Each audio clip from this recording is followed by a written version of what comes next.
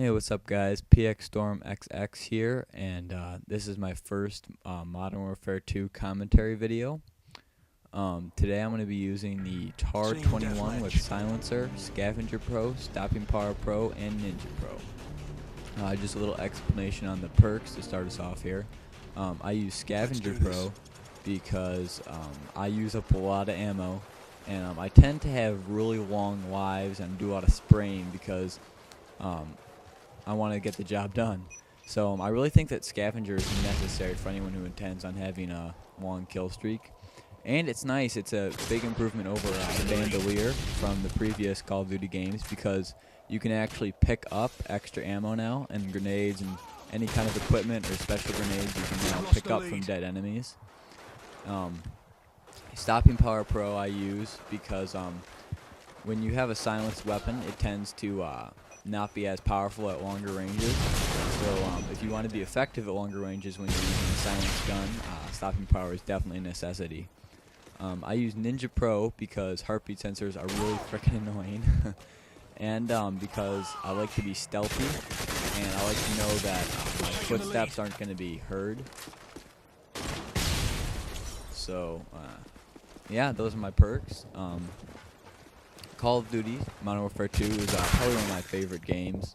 I played a lot, and I decided to get into the commentary business because it's become a really popular thing lately, and it's really fun. So hopefully these videos that I'm making will be very informative to you, and you probably want me to stop rambling on and get to the commentary. Alright, well, so far, I think I'm 3-1 maybe? Yeah, 3-1. And stuck that guy there. That's always a good feeling, sticking some of the Semtex. But what I'm trying to do here is not, I know that they're on that side of the map, but I don't want to run over there because I know they'll get killed. Now there's two guys over here, and I don't know how that other guy didn't even shoot at me. I think he was just using a shotgun. But I throw a Semtex over here. Now this is the beauty of Scavenger. You can pick up another grenade. So I think I kill him with that grenade. And then I sit down over here, or lay down over here to use my Predator missile.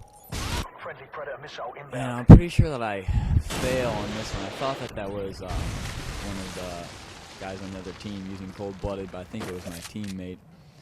But yeah, so I'm like 6 kill streak going on right here.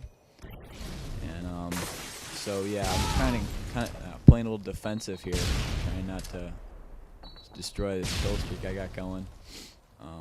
I know that they're not going to come to me now, so I'm just going to try to just skirt around the edge of this building because I'm pretty sure that they're not going to come from behind me.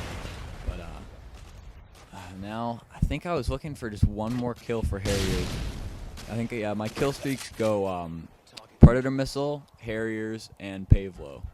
And I always get a lot of shit from my friends when I'm playing because I got the Harriers there. I always get a lot of shit from my friends because I don't use the chopper gun or the AC-130, which is popular. And well, especially for these commentary videos, I don't. And the main reason for that is I'm trying to help you guys out here, give you some tips, and I mean, you've all seen what it looks like in chopper gun. I'm not going to be really helping you out very much while I'm just sitting in the chopper gun. So I Pavlo. But so I just decided to put on Pavlo for the sake of your learning. I don't know, whatever. But as you'll notice, I don't call in my Pavlo right away.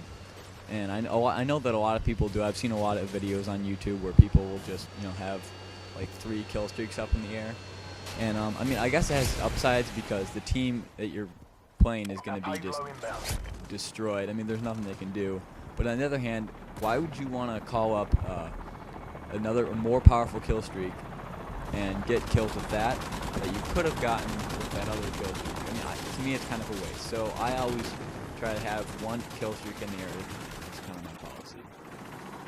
And here I'm trying to push into their spawn. And I was pretty successful on this one. Now, I've had a lot of people I play with.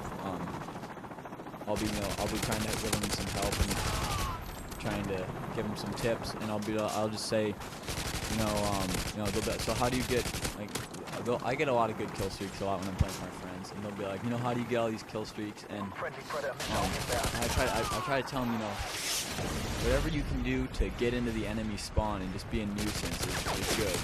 And then, you know, I get the usual response is, well, I don't know the spawn points on this map or in this game.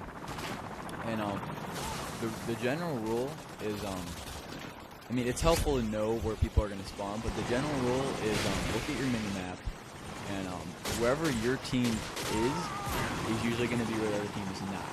So if I see that my team is on the south side of the map, I'll kind of creep along to the north side to try to catch the enemy team behind their spawn.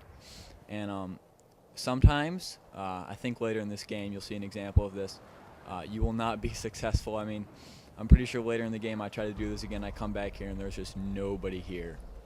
Just nobody. Like, so sometimes, I mean, the other team might be like, they might be right near your team, they might be having a big firefight, you know, they're spawning really close to each other, but usually that's not the case. Usually they're going to be spawning like in the farthest area away from your team. That's usually the best bet if you're trying to catch them at their spawn. Yeah, I'm pretty sure I'm on a really good kill streak right now, and I didn't really want to like run in there and try to get any more guys. I didn't want to ruin this kill streak, but it's kind of like, you know, what the hell? Might as well try to get a couple more kills. And I got killed by that guy. Not a bad kill. So I spawn over here with my team, and immediately I try to get separation. Whenever you're trying to be stealthy, or you're trying to, you know, creep up behind them, the other team, you always want to be separate. You want to get separation between you and your team. And I found that that's when I'm most successful. I mean, if you're playing like an objective game like domination, it definitely pays off to stay with your team.